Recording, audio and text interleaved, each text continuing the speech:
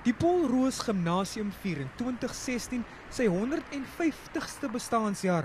En as deel hiervan beplan die skool se 1958 matriekklas 'n jagkompetisie.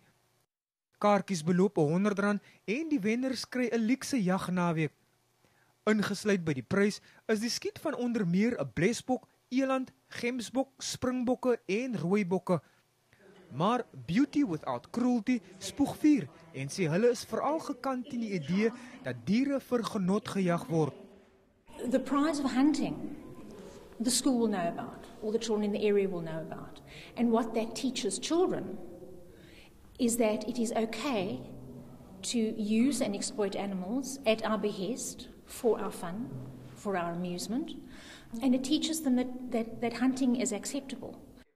'n Aanlyn petisie is sedertdien begin en sowat 500 mense het dit reeds onderteken om beswaar te maak teen die kompetisie. Maar Kaapjag sê diegene wat bohaai opskop, verstaan nie waaroor die bedryf gaan nie. Jag is 'n aktiwiteit wat ons geniet.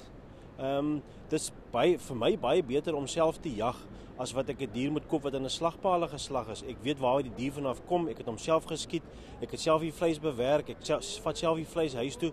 So en dit is 'n meganisme, soos ek sê, om bewaring te ondersteun. Die skool was nie beskikbaar vir kommentaar nie. Percival Young, Unies, Kaapstad.